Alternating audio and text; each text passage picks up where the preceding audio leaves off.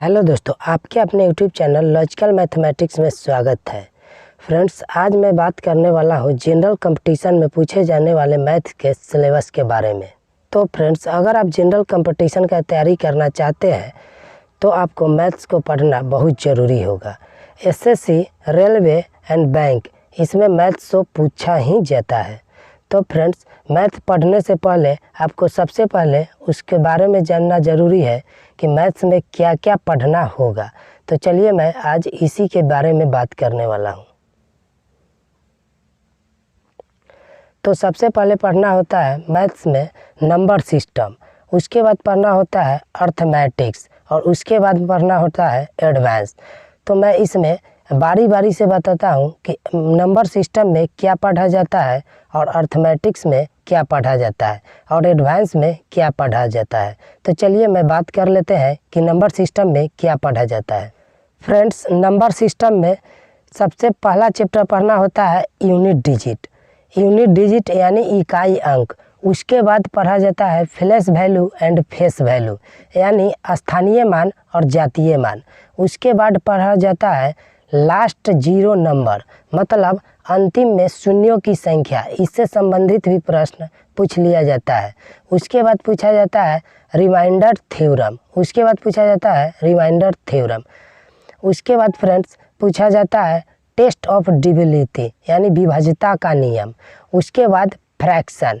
Fraction मतलब friends छोटा छोटा गुना भाग, ये सब फ्रैक्शन, चाहे बट्टा का जोड़ घटाव, ये सब हो गया जो। उसके बाद फ्रेंड्स पढ़ा जाता है इंडिकस एंड शुड्स यानी घातांक करनी, ये बहुत इम्पोर्टेंट है। उसके बाद पढ़ा जाता है स्क्वायर और उसके बाद यानी वर्ग। उसके बाद क्यूब यानी घनमूल। तब मल्टीप्लिकेशन। उसके बाद पढ़ा जाता है मल्टीप्लिकेशन यानी छोटा छोटा गुना, ये सब हो गया, छोटे छोटे गुने का रूल्स, ये सब। उसके बाद फ्रेंड्स इसी में पढ़ा जाता है एलसीएम और एचसीएफ। तो फ्रेंड्स, नंबर सिस्टम बहुत ही इम्पोर्टेंट बुक है। फ्रेंड्स, नंबर सिस्टम पढ़ने के बाद आपका बेस सबसे ज़्यादा मजबूत इसी में से होता है।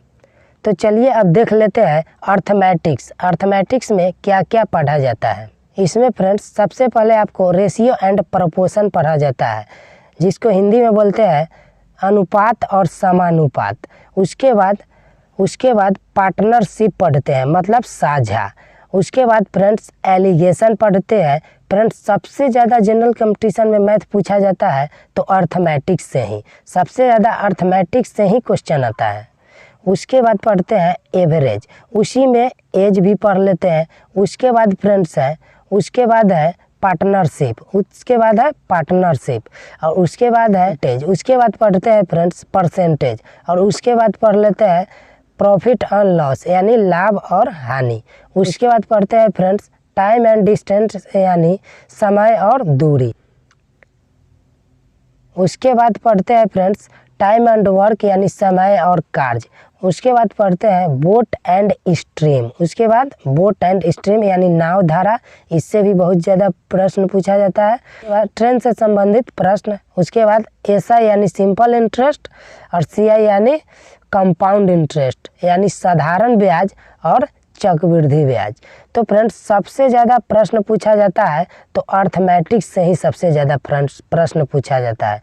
तो चलिए अब एडवांस देख लेते हैं कि एडवांस में क्या पूछा जाता है। सबसे ज़्यादा एडवांस मैथ पूछा जाता है तो एसएससी के एग्ज़ाम में, जैसे सीजीएल हो गया, जैसे सीजीएल हो गया और सीएचएसएल हो गया, ये सब में अगर आप एसएससी का तैयारी कर रहे हैं तो आपको एडवांस को मजबूत करना बहुत ज़रूरी होगा। एडवांस में पढ़ते हैं मेंसुरेशन। एडवांस में क्या पढ़ते हैं? मेंसुरेशन। मेंसुरेशन में होता है 2D और 3D। 3D में आता है फ्रेंड्स बेलन, शंकु, गोला, ये सब 3D में रखते हैं। और 2D में जैसे वर्ग हो गया, आयत हो गया, त्रिभुज हो गया, चतुर्भुज हो गया, ये सब 2D में रखते हैं। और 3D में बेलन, शंकु, गोला, ये सब हो गया 3D में। उसके बाद फ्रेंड्स पढ़ते हैं अलजेब्रा, बहुत पूछा जाता है अलजेब्रा। उसके बाद है ट्रिगोनोमेट्री और उसके बाद है पॉलीगन। उसके बाद पॉलीगन यानी बहुभुज। उसके बाद फ्रेंड्स लीनियर इक्वेशन पढ़ते हैं यानी द्विघात समीकरण। उसके बाद friends coordinate geometry linear equation के बाद पढ़ते हैं फ्रेंड्स कोऑर्डिनेट ज्योमेट्री, उसके बाद पढ़ते हैं जियोमेट्री, उसके बाद पढ़ते हैं स्टैटिक्स यानी सांख्यिकी, उसके बाद पढ़ते हैं friends Venn diagram. Friends statics यानी सांख्यिकी यानी माध्यमाधिका बहुलक ये सब सांख्यिकी में आता है। उसके बाद फ्रेंड्स वेन डायग्राम, ये इससे भी बहुत सारा प्रश्न पूछा जाता है। उसके बाद पढ़ते हैं प्रोबेबिलिटी। फ्रेंड्स प्रोबेबिलिटी तो ऐसे हम लोग 10th और 12th में भी पढ़े हुए हैं, यहाँ पर भी पढ़ना होता है। तो फ्रेंड्स अगर आप जनरल कंपटीशन का शुरू करना चाहते हैं तो आपको सिलेबस को ध्यान में रखना बहुत ही ज़रूरी होगा।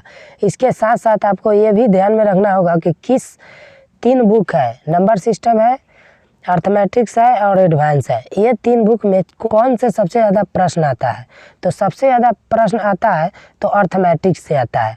फ्रेंड्स ऐसा नहीं कह सकते हैं कि अर्थमेटिक्स से ही सबसे ज़्यादा प्रश्न आता है, नंबर सिस्टम भी बहुत बड़ा रोल निभाता है। नंबर सिस्टम आपको बहुत ही अच्छा से आना चाहिए, इससे ही आपका बेस मजबूत होता है। उसके बाद अर्थमेटिक्स से सबसे ज़्यादा प्रश्न तो अर्थमेटिक्स से ही बनता है। उसके बाद एडवांस से भी प्रश्न बनता है, बट एडवांस से सबसे ज़्यादा प्रश्न बनता है तो एसएससी के कोई भी एग्ज़ाम में, एसएससी के कोई भी एग्ज़ाम में। तो चलिए इसी सीरीज को मैं आगे बढ़ाते हुए तो फ्रेंड्स मेरे चैनल से आप जुड़े रहिए।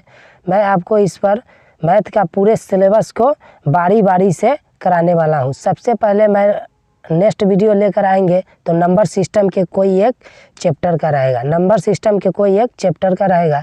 नंबर सिस्टम के बारी बारी सभी चैप्टर को बताने के बाद मैं अर्थमेटिक्स बताऊंगा, अर्थमेटिक का भी सब चैप्टर बताने के बाद मैं एडवांस बताऊंगा। तो फ्रेंड्स इसमें 7 से 8 महीना लगने वाला है पूरे सिलेबस को ख़त्म करने में। तो फ्रेंड्स मैं हर चैप्टर को बारी बारी से बहुत बारीकी से बताने वाला हूँ। मेरे इस चैनल के जुड़ने के लिए आप मेरे चैनल को सब्सक्राइब कीजिए और अच्छा लगा हो ये वीडियो तो आगे भी शेयर कर दीजिए, जिससे कि कोई भी न्यू स्टूडेंट को जनरल कंपटीशन में मैथ का सिलेबस क्या है। तो चलिए मिलते हैं नेक्स्ट वीडियो में और नेक्स्ट अपडेट।